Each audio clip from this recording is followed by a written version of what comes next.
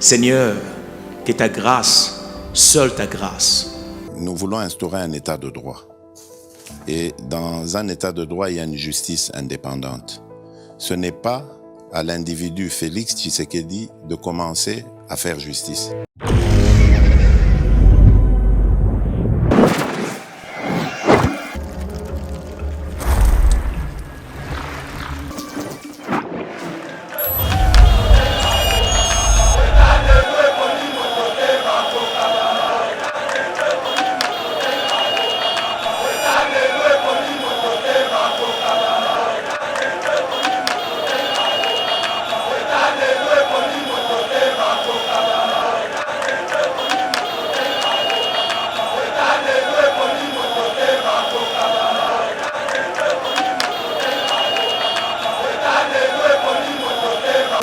Mikolo na oloba mingi te na oloba ka mutu akimate 2023 mutu akimate ezala teke o na bela ki oni te 2023 mutu akimate o élection ozala te élection sa 2023 Félix candidat na biso to poni candidat na biso donc o italien type wana za côté kuna italien juif wana mutu akimate toza biso nyonso awo bokende bo milengela ba candidature na mino bokena ngo tokokende na élection tokokani lisusu soki biso tomoni ke awa esili biso bato tosengai monisco ya biso mpe kaka bato tosengai tolobi te ekoki bakende tomoni na biso mpe mosala moko basaleli biso te nakoyoka États-Unis akoloba kete ba 3 casques bleu bakufi normalement fo balandela bati bakongolo bakufi kuna baza na motuya te kaka bacasque bleu donc biso nde toza na batwa baboma biso ndenge balingi mais ba casque bleu baza ba privilégié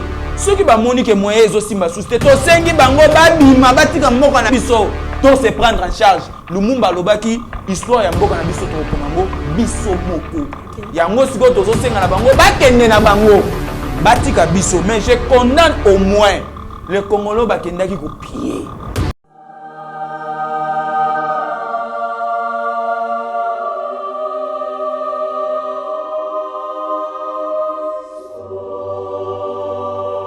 Savez-vous que le tourisme constitue un outil de développement pour plusieurs pays, développés ou même en voie de développement? La grande question qui se pose, c'est à quand l'épanouissement du tourisme en République démocratique du Congo? Afin d'améliorer les systèmes touristiques, les produits touristiques, les destinations et valeurs touristiques en République démocratique du Congo, Didier Bayeye, expert en tourisme, est allé à la rencontre des acteurs des produits touristiques du monde entier. Découvrons les différents produits collectionnés par l'expert en tourisme.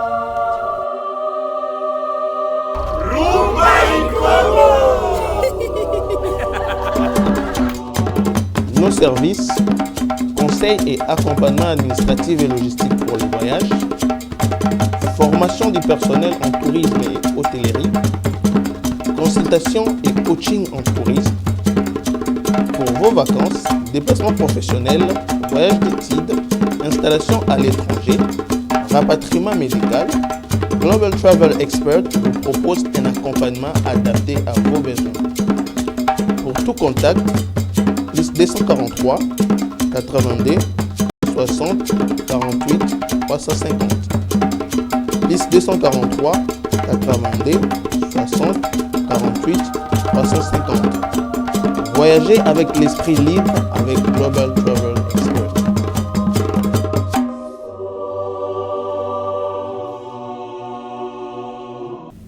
Mbote balandinyo sur Yeba TV à travers le monde, bipa yuapi vraiment, bozwa kabiso na kati ya éveil patriotique, émission na bino ememela kabino toujours makambo matali politique ya mboka na biso ya République démocratique du Congo, plusieurs sujets oyo tokolobiana mokona lelo, notamment Jean-Marc Akabund, ancien président ad intérim ya IDPS, wazaki bongo auditionné hier na cour de cassation. Et ça vraiment sujet au tokolobiana mokona lelo, la paix, gratuité à maternité. Le gouvernement de la République démocratique du Congo a signé bongo une convention sur la prise en charge de soins de santé et frais funéraires. Il y a des agents, il y a l'État.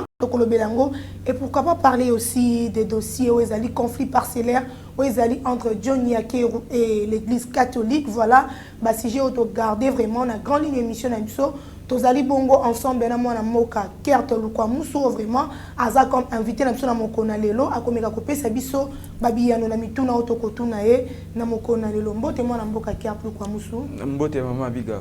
Voilà, car pourquoi nous lobi tolanda qui ensemble procès oyo ezali bongo ya mwana mboka Jean-Marc Akabound oyo ezali bongo auditionné na cour de cassation. Il était accompagné na militant na ye ya parti ya Alliance pour le changement bino na kati ya IDPS pour le bas qui sont accueillis à cause de la bongo délaissé, mais nous avons vu une popularité ezali ko accompagner ezali pe kolanda ye na habité réaction na ya liboso les abonnés. Bon, Jean-Marc Akabound, c'est un homme politique. Il s'avérait que c'est normal. Azalape na membre de famille, na église, ba accompagner tout ça. Et à part ça, azaki pe na ba structure, azalaki kokamba, ndeti ba décision finale, ba coup de pouce, ce n'est que normal. Mais na tche mois d'août mois mouké, na trampo yo Kabound akomaki, na mona bato na lolenge ya mouké bongo ba kende ko accompagner Jean-Marc Akabound. Donc déjà, il faut comprendre nécessairement que Massoua eza déjà na là, il faut comprendre le signe des temps. Donc il doit nécessairement recadrer ses tures pour être. Tous ces gens-là, au Bazolandaï, ce sont les gens de l'IDPS pratiquement. Curieux, il y a réellement ceux qui batango pe baza bato IDPS. Pour reconnaître à mon côté parmi bato yo mona la vidéo bazala ki bakoyi ko zanga te. Pour Jean-Marc Akabound nous a infiltré vraiment dans le noyau. Il prenait la structure naie pratiquement azu bato wana ye akoti bango na kata IDPS. Je ne dis pas au fait. Pratiquement na ko loba que na point wana Akabound nous a infiltré vraiment dans le noyau. Azo so bato coup de pouce, il y a décision finale, azo même bango na kata IDPS sans pour autant passer par les structures formelles il y a parti. Netibiso pas nabiso adhésion izalaka na cellule. Okay. Mais pratiquement eux baza ko yamba la monko na sommet na permanence sans pour autant passer par les cellules juste parce qu'ils avaient un Kabound ou azaye ko tambo na bango. Donc allez-y comprendre aujourd'hui ça ne m'étonne pas. Son amonde tumutumo tozako zangane na ikata IDPS soi-disant membre de l'IDPS mais il se retrouve avec Kabound. Donc je comprends qu'il n'était pas IDPS. Akenaki nde asanganaki na Kabound nde Kabound memaki na kata permanence. Voilà un peu. On traite quelques ministres au Bazali na kata gouvernement Sama Lukonde d'être proche.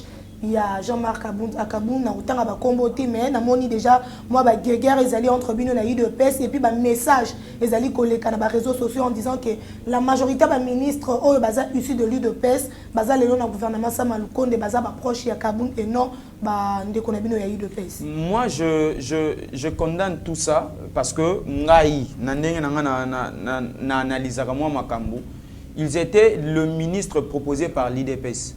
Au moment où l'IDPS proposait ces noms-là, Moutazaye Kouchama Kele Lazaïté. Je me dis aujourd'hui Kabound est parti. Tournons la page de Kabound. Ce sont nos frères et sœurs qui sont en train d'évoluer au sein du parti. Peu importe ba coïntance na bango bazana ona Kabound, mais allons-y lentement. Tous la paix remaniement Goya. Remaniement Goya mokonza oyeba ba oyo nini ba pe citer les meilleurs d'eux pour ba kende msusu pe ba remplacer. Mais eloko ko sangisa biso ne soza IDPS. Tellement que nous sommes IDPS, tozo koka nako supporter bande konabiso tant soit peu. Ata bazaki na Kabound, ata bazaki ba pur na Kabound, ata Kabound muta proposer ki bango sur la table de négociation, mais moi je me dis batikali ba membre ya IDPS à moins que bazala bato baza animé tant mususu ya koloba ke te biso to landi Kabound. Mais ngai na yebi ba ministre wana nyonso ba kotanga. Kabound il est venu de lui-même. Voilà, ndeko carte beti lisolo ya remaniement les lots ceux qui vraiment tolobi aux à la conscience en âme et conscience au lobela été ndeko na bino nam ya de personnes bazana gouvernement Sama Lukonde banani oyo lelo ko sentir pena que non ceux qui chef de l'état nga proposer ba ministre asika ba longwa parce que selon yo baza ba incompétent ba sali musala ndenge esengeli tenga ku tout problème na nga zate que ata sali musala na ndenge esengeli. Ministre Nyonso Oyo, il a été cité dans le sujet, il y a un détournement, il doit partir. Il doit partir. Ah, tout ça, on a bilo romi balo biso tolingi. Honnêteté na sincérité. OK.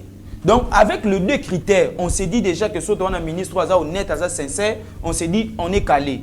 Mais ministre Nyonso, à ta rumeur, il y a détournement, Betama qui doit partir. Il n'a pas été honnête. Moto a kolinganginda na kanyaka ya l'État, na kanyaka ya contribuable congolais, il faut kende. Donc, plus tard, il va continuer avec cette alliée de voler, de prendre, de chercher à tenter. Ceux qui peuvent bakangi était ou soit peut sali enquête à makasté, joue surveillance et aux amakasta ou ibat. Donc nécessairement il faut battre kende. Même au yabiso ya IDPS. Même yabiso ya IDPS to landa kiao. Alinge tatangi o atangi o.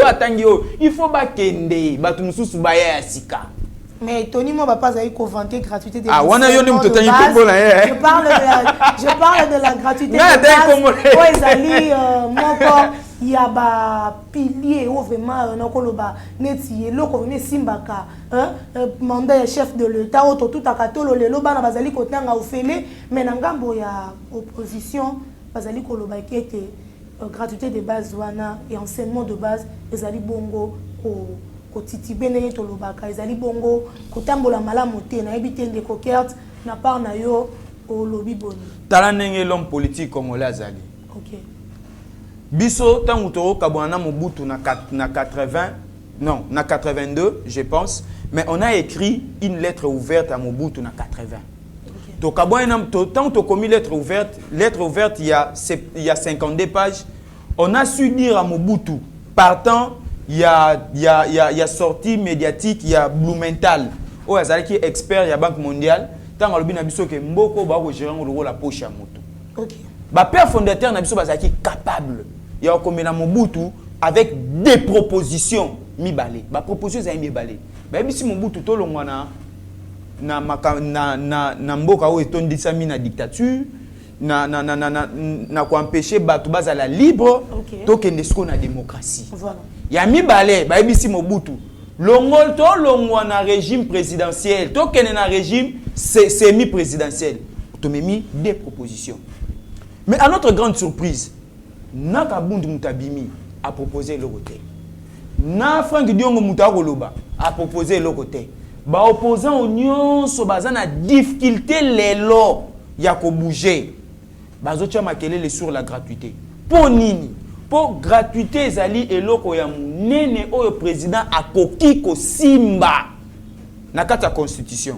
Oyo Kabila muna yende mutu akoma bango batu bakoma ba promulga mais bakokaki ko appliquer te. Félix a ya appliqué. To banini bandeli na mo ba difficulté. Pour nini? Pour Église catholique. Je ne dirais pas l'église catholique, mais individu na kata catholique. Okay. Cholet, Ambongo. Les écoles conventionnelles catholiques, voilà. Mais quand tu as mis ça dans moi difficulté, c'est qui peine à mounene. Na nenge que Félix Soka réussir le loco biso tout au limoué. Mais cardinal Azaïka ne loko moko élément ne moko zagini. Les pourcentages que les cardinaux basaye ko gagner na ba frais scolaires ya bana. Pour na ye peut fallait nécessairement ye peut fallait zwango. Malheur pour na étant a commis béton aye. Béton a coulé nyon ce temps yé na libabe. Problème na ye na libabe. Donc Félix a coulé. Voilà. École oyo monaki. Complexe scolaire Mosengo Laurent pour moi ambongo yo salate. A ko tonga école te. Pour pourcentage yo sengela ki na ye oyo Mosengo atongela ki école. Oyo chawa tongela ki. Oyo malula tonga ki ya zwango te en zwango pété. OK. Gratuité et bomier. Il s'est dit, oh, muto yofo atike la biso makambo yo. Yango moni bitumba nyonso bimaki awa. FC ça y est disusu, ba mboité les pas. Opposition non réfléchie, ba mboité les pas. Babandi ko bumisa. Nazo yebisa yo, opposition non réfléchie. Sachant que les enfants qui étudient baza ba mboka mobimba. Il y a les enfants des opposants. Mais nakati il y a gratuité. Bandeko ya Martin Fayulu batanga na gratuité. OK. Bana na bango batanga na gratuité. Ba électeur na bazana kati. Bazana kati. Pona nini ako bundisa tali intérêt général te. Même ya ba électeur na ye akende ko bundisa bango. Opposition non réfléchie. Toye tangu bako beta lisolo ya gratuité na tuni na bi est-ce que ba opposant na biso mboko iza kwa ko zanga discours tonini. Ndeti ndeko lo wa Frank Diongo ton rana talié. Na bi c'est que ce monsieur ici est devenu malade. Na ka passe na mutema. Na mi Mais lobeli directement que le pays ne marche pas. Banda bimi prison. Azali comment on a que par rapport à la gestion, il y a Joseph Kabila, Félix Tshisekedi a préféré que Zalana Tango ya Kabila qui n'importe qui Félix Tshisekedi. Nathan Kala so mutalobi makamba bongo bakoka ko lapider. Frank Dion a eu la chance au moins que Congo changer, moi to kendo luki na ndako ezate. To tiki. Démocratie oya za ko luka lobela. O ekotisa ki makala. Yango lelot. Alobi na azongi ndako na bango vandi na ye. Vous comprenez, maman? Donc, à un élément, on va comprendre. Frank Diongo, et sa perte de vitesse, Azeli Mingazu Moussalate. Est-ce que ça faute à Félix? Ndeko Frank Diongo, Azali na plateforme AR, où Azali représenté par Moïse Katumbi. Moïse Katumbi, na table de négociation, il y a un combo, il y a Frank Diongo, il a proposé chef ou bien un ministre. Moïse Katumbi, il y a un combo, Frank Diongo. Moïse Katumbi, il y a un combo. Ah, maman. Frank Diongo aujourd'hui représente quoi? Il y a un député, il représente quoi? Oh, bato ne soba ko ganga ngana ko comprendre bango te. Président de la République après ko kata coalition entre FCC Kachabi n'a qu'à consulter classe politique na sociale. Okay. Chacun de nous aura quelque chose se référant à poids politique ou azanango. Ce que Frank Diongo azanani, il représente quoi aujourd'hui? Aza député te na parti ne ata na député moko te. Aboya parti na ekende élection pour nini. Un député de surroi comme Frank Diongo se retrouve en prison. Okay. Alobi parti na nga moyen to kende élection ezati batu batala ngote pour nini aboya ki. Pour ceux qui député mususu abimi na parti. Oh, maman, ceux qui député mususu abimi na parti ndenge yaza na prison. Azobanga influence changer quand. Influence il n'a qu'à changer quand. Mais ces gens-là, au bazar, quand tu as parti, ils vont comprendre en côté. Aboyande influence changer quand. Donc, l'idée à Moussou Salingara Bimana parti nae, oh, il n'a qu'à changer en difficulté. Vu que les élections de 2018, il y a des élections, mon Bela Bazala qui Koloba, ils ont des élections tricheries, ils ont déjà préparées en avance. Il y a peut-être c'est l'une des raisons, et c'est là que mon amboka Frank Diongo, Aboya, que parti nae et Kende. Yo monité que même élection il y a 2023 non coup tout OK en côté non coup tout au comité parce que déjà tricherie. Donc l'homme congolais, c'est ça la politique congolaise. Donc politicien yango moni Moïndo Nzangi a proposé changement de mentalité, il y a homme politique congolais. Pour nini? Pour l'homme politique congolais ne change pas. Pour na bango nécessairement il fallait Félix Afungola Cha. Token n'a pas dialogue pour partage des pouvoirs et salement. Au nom de quoi? Mais Balobi a déjà. Pouvoir de Félix a été légal. Place nini oyo batu ba hôtel mabako contester pouvoir ya Félix ezate. Bango ka ndena ba discours. Place nini? Nous avons fêté ici Félix Abimi président, to fêté pour la première fois na histoire mboka na biso. Ba oyo ba salisaki ba élection 2 fois. Mukolo moko te tobima wa poto fêter. Ceux qui tobimi tozo bima poto contester les résultats. Mais tobima na ba 2h du matin, to tamboli na ba sifflet, ti tongo. Toko c'est pas Félix a commis président. Parce que oya bango discours oyo ba ko zali nango lelo to mituna ezo utela wapi. Félix alobi à moins basi mamando ki babanda rébellion na Kini. So ba bandi rébellion na Kini. Ah bakangi matete, ah bakangi lemba. On a nettoqué dialogue, mais ceux qui ont voté, essayez encore. 5 ans! Borovanda bongo. Maman, s'il vous plaît, Zelanan, que, et ça, ba comme un ministre Namboko. Même na commune naye, avandi, ba votaka été. Ba votaka été, azan na base té. Mais au nom, il y a ba discours, na dialogue, ne comme ça que ministre. Mutu moko alekaka na radio moko à Top Congo. Chaque jour la dissoc. Yebisa ngai ata bourgmestre soto tie élection wana na commune na Obimate. Mais il est prêt à crier la dissoc pendant que azobele la dialogue pour akende ko bima ministre. Ozomona place to okende. Donc ya vandaka na kwa na ndaku na ende ngaza ona même moi si na bana na ba votaka été. Oh. Je me pose la question, toujours que ne wap. Mieux vaut to kende na maponami. bayebi bien soki toke na maponami bakombo ebele oyo mona oyo yokaka oyo ekolala. Quand le Kamous, est-ce que vraiment Ndenge Bozali s'est préparé na IDPS? De l'autre, il a na assurance que 2023 il y aura élection. Oh, bango ne se va changer discours. Bazao ba glissement. Poni ni bazale kondimisa make Félix a kofungola chante au Kenya dialogue to glisser na bango. Biso maboko pembe. To ko respecter constitution élection en 2023. Soko milenge la kité. Pona ngongo be bande bazao na bambongo ezate. Félix a pesi bango misala tata fangi ndongo ndenga ogangana. Musale mbongo ezate. Alu kandenga se prépare. Oh, mbongo elo zo chele makelele mbongo ezate musale ezate. Ko loué ba mitu kandenga za. Azwa. Ya moni biso kabila biso sali 37 ans na combat. Yo ngansika pona ba discours no zo mbongo zo musale pa na biso.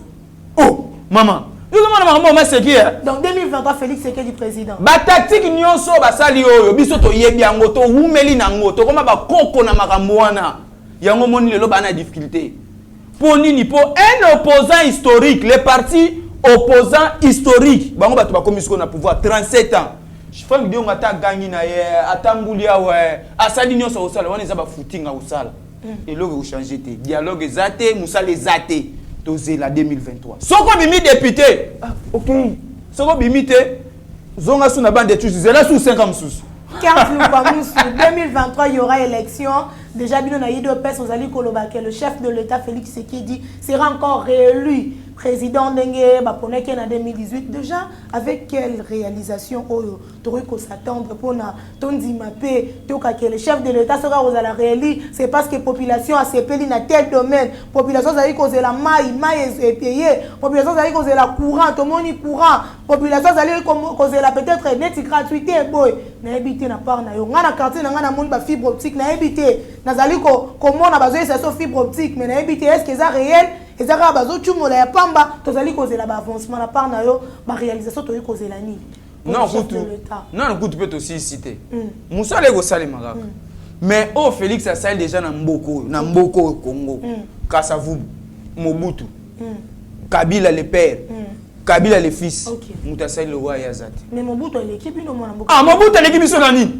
Abi Mobutu atika pour maréchal. Zela maman. Zela to solo la malembe. Mobutu na 32 ans asali na mboko na pouvoir. Ako tika la bisobilo wana tikite. Mobutu escroc bisote. Avec les 32 ans Mobutu c'est un escroc. Ne ba bito Mobutu azaki mo ko li azaki. Zela na personne différence. Non personne différence. Kasavubu est venu à Kouti gestion au Babelge batikaki. Babelge batongi. Kasavubu aye. Soto tuni Kasavubu si atonga inzela nintiaki. Kasavubu atonga nini? Asala nini? Akutaki au bango bakuti, il a continué. Mobutu aye avec cette volonté politique tout au début, est caractérisé qui est pour assurer qu'il y a un coup d'état. A évolué. Il a construit ce qu'il lui pourrait construire. Mais vers la fin, qu'est-ce que Mobutu a fait? Mobutu Mutabandi Mamboko. Vers les années 72, 73, on a su. Mobutu Mutabandi Mamboko. Mobutu, il s'est permis de créer quelque chose. Il y a quand même une réalisation. Namutoyo atangi gestion terre. Mobutu a apprécié responsabilité. Il y a des colons en Mboka. Batu bakoma bala ba 4 5 femmes mutali boso bandi ubomamboko Mobutu muzaye yekutu si atekaka déjà mboko avant donc ye akomi pe ndeti Mobutu ndeti muzaye si amitekela ki déjà vaya ye si amitekela déjà vaya et puis tango akomi président ndeti asutuki akanaki yangote azawo ye bateke démarche na okena ngona koma président ami sutuki Etienne Tshisekedi est venu lui voir aibi c'est papa. Il faut combien pour na bateau to futa bango babima bakende. Azui Tshisekedi akangie kabaya kamwangai. Wo kendo sala bilanga ba tracteur. Abi mutu eza malamu. Mutu eza bien te. Lelo to suki wa akei. Kabila oyo ya guti odeka. Ngana tuna ka bato. Boyi bisanga loko nini Joseph Atika ki o Félix Abomi. Et loko nini Joseph Atika ki o Félix Abomi. Mais babi dollar ezo mata balobi Félix na wenze bi. Et loko liboso ka otuni ngai. Et loko ya liboso yo moko bandai na ngai. Gratuité. Félix a appliqué. Félix a appliqué. Isolement diplomatique au Tozagi Nango. Félix Aye a redoré l'image de la diplomatie en Bokanabiso. Aujourd'hui, dans le salon politique, on ne peut plus parler de la RDC sans les Congolais. La décision presque, même dans les Congolais, ça c'est Félix. Félix Aye Libisoni. Abin Abiso, que n'est pas de boye, n'a reçoit qui vient à la partie est, Toroko Manango. Félix aujourd'hui est en train de se battre. Mais un mois déjà. Pour qui vient ya? 2 mois. Vous n'avez pas dans le match. Maman, et ça n'a pas vu le hein? Ah, on est au Baboé, il faut pas comprendre. Bitumbo tous en amont à est, ça bitumba te que Rwanda, Ouganda, ne batuba sangani balubi que te tokende, te bazali sous-traité par la communauté internationale. Les autres les kamutoko bombaté. Sous-traité par la communauté internationale, les autres ça la bango. Bazala toujours bana misala ya communauté internationale. Kagame, Museveni, bana misala. Au nom de ça, il y a une population ya est va s'élever pour na baloba départ ya MONUSCO. Après combien des années batouana ba vandi na mboka na biso pour un objectif. Mais ngana apprendre ngo mutumo ya est alobi nanga ezana ba place mususu boko va na bino bien soka MONUSCO aleki bitumbe bandi. Donc ça va si donc ba coopérant ba kota na kati ya COP bangindi na mboka na biso trop c'est trop. Bana na kati ndako soki papa za ko se comporter babe il y aura un moment bana ba telema ba lui papa trop c'est trop makambo fosila soki biso to monike awa esili biso ba to senga MONUSCO ya biso pe ka ba to senga ki to lobi te e ko ki ba kende to mona biso pe musala mo ba saleli biso te na ko yo ke États-Unis ko loba que te ba 3 casques bleus ba kufi normalement faut ba landela bati et bon ba Congolais ba kufi kuna bazana motuya te ka ba casque bleu donc biso ne toza na batwa ba boma biso ndenge balingi mais ba casque bleu baza ba privilégié soki ba moni que moyen ezo simba susté to sengi bango ba bima batika moko na biso to se prendre en charge Lumumba lobaki histoire ya mboka na biso to komango biso moko yango siko tozo senga na bango bakende na bango batika biso mais je condamne au moins les Congolais bakendaki ko piller. Ça c'est vrai, on a vu les images, ba sous bazoyi ba ordinateur ba. To ko za na raison na kati démarche na biso mais to ko kite to tomber na piège. Koyiba eloko ya MONUSCO te koyiba eloko ya mutu te. To kei na manifestation na biso na kimia to silisi to zongi. Soki to sur réponse te to zotika la kaka libanda. Et puis bateau ba koufi, il faut enquêter ça les ma responsabilités à la partager.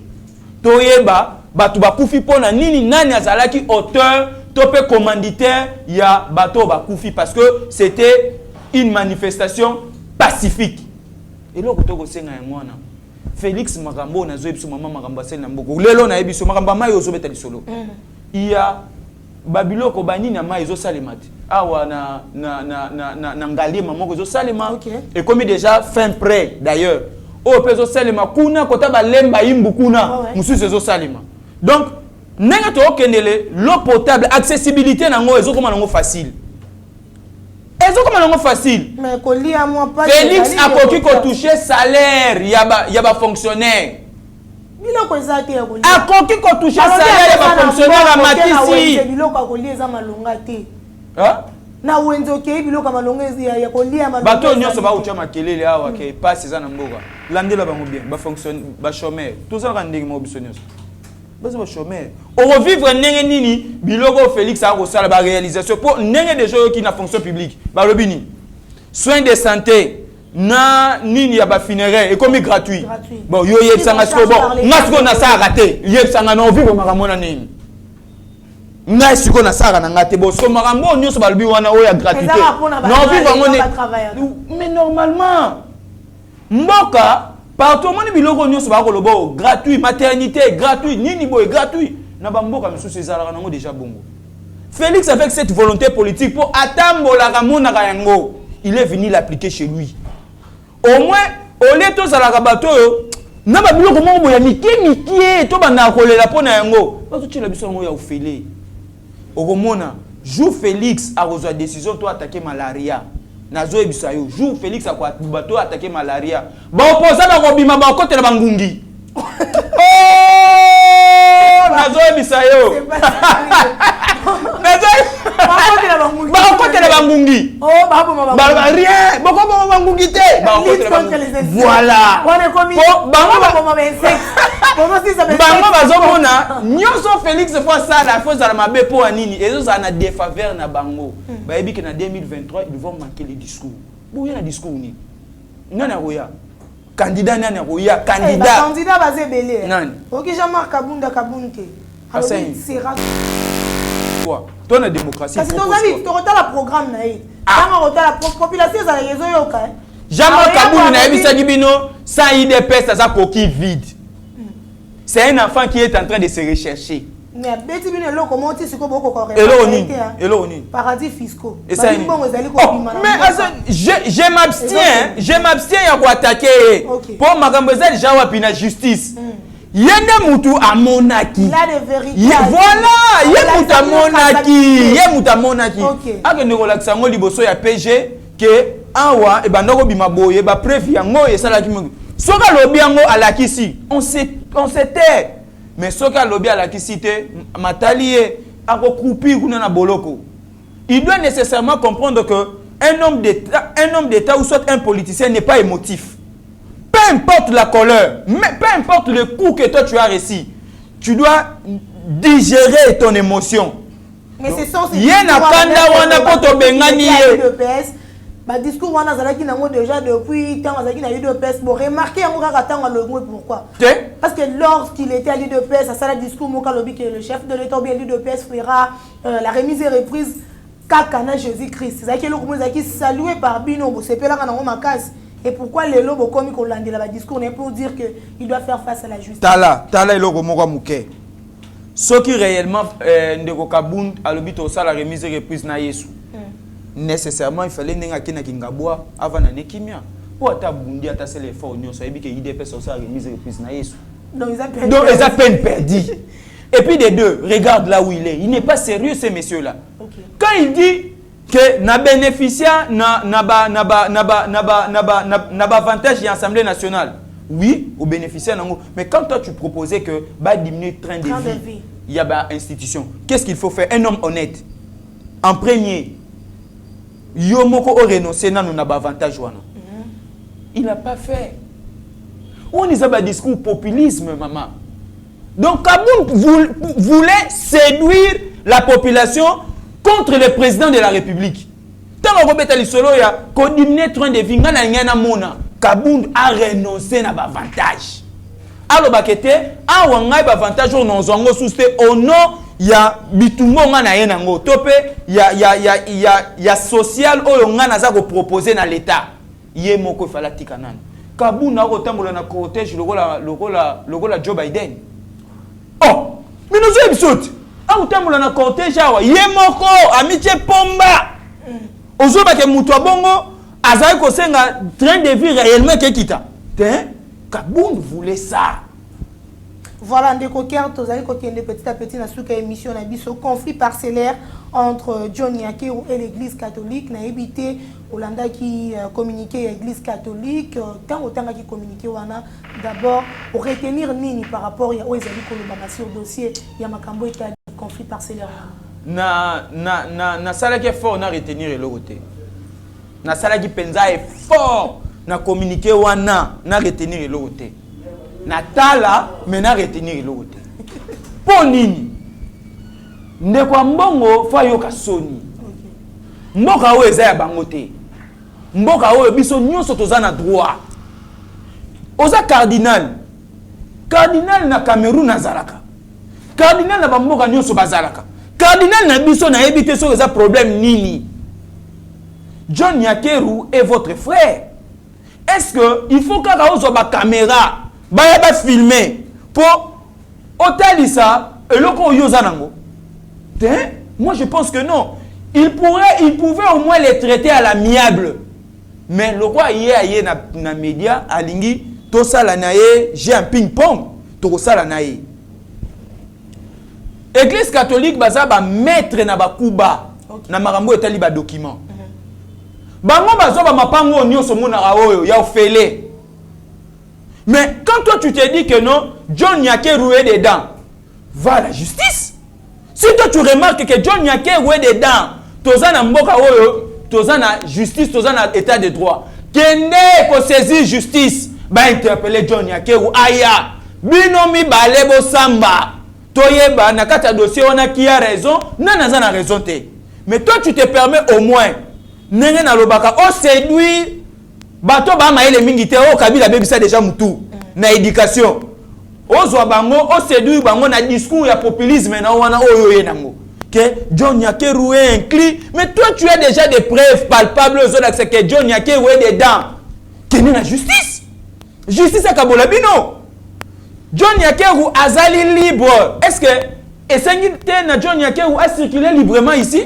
Vraiment. Soka qui place du terrain na bino ezali. Atiki mo moto kone akati si mo place tom so so mo lo kone tom so akepata la moto. Pour yo Monica a plaque à PR, tu t'es renseigné que ça John Yakeru, tu t'es dit que non, aïe pour le terrain na bino. Je pense que non. Mboka oyo eza mboka oyo pe bato maili basali. Ambongo to pe bato nyonso ba kozala basa na bango plus intelligent que bato nyonso te. Mais au nom ya combat na ye contre Félix, alingi kaka asimba régime. Problème na ye ngona, alingi alexaka régime salitaire. Loko ya combo ya John ezana Yakeru. Yakeru azali na première dame. Il fallait saliter wana bima. Tala moto na Nzambe, place ni azali. Na kanisi net ya mbongo réellement ce qui problème ezana kata église ya ba couple boko n'est pas nete. Bokenda ke pa na yete akobimisa dikamwana. Akobeta lisolo. Confession, il ne faut pas aller chez Mbongo. Ce qu'on doit confesser, qu'on n'est pas net akobeta lisolo. Voilà, mesdames et messieurs, nous sommes arrivés à la fin de cette émission. Nous avons reçu pour vous Kert Lukwamousso, Azali Moko, Yabande Kunabiso, il y a l'Union pour la démocratie et le progrès social IDPS. C'est vraiment ma réponse au Ezala qui est très chaud dans le plateau. Kert Lukwamousso, tu as commis un message, na yo poto aussi, ça définitivement émission M. Samokone. Mikolo na olo bamingite na olo baga mutwa kimate 2023. Mutwa kimate. Ezala teke o na bela ki oni te 2023 egoya. Mutwa kimate. O élection aux élections en 2023. Félix candidat na biso. Biso to poni candidat na biso. Donc italien type wana za côté kuna italien juif wana mutaki mate toza biso nyonso awo bokende bo milengela ba candidature na mino bokenango to kokene na ba élection to kanibeli lisusu biso nyonso peuple congolais derrière les chefs de l'état toza ko soutenir armée na biso bec ongle to la te armée na biso nenge to ko soutenir bango bec ongle chaque jour to ko la te gouvernement déjà wana zo mobiliser déjà bala pour 1 milliard wana to lobaki il faut que ne armée faut kende armée faut bundela biso bitumana faut bitumana esi la potozwa kimia na partie est wana mobimba ben investisseur pe baruya toza ko yebisa bino Congo est fréquentable et puis est habitable et ça terre oyo ya ba investissement boya Congolais zo musala via bato échanger les sous koleka grâce au président de la République Félix Antoine Tshisekedi Tshilombo yango na lobi 2023 mutaki mate Félix Asanabino. Voilà, encore une fois merci na Kert Lukwamousso, merci na bande kona biso basunga ki biso na technique là je vois Meshak Ochudi, Rabi Mukoko et Mike Chiswaka, merci na ba abonné nyoso ya Yeba TV o balanda ka biso partout dans le monde ceux qui est soazongité ngana bino tokutani na mikolo mikoya. Seigneur, que ta grâce, seule ta grâce. Nous voulons instaurer un état de droit. Et dans un état de droit, il y a une justice indépendante. Ce n'est pas à l'individu Félix Tshisekedi de commencer à faire justice.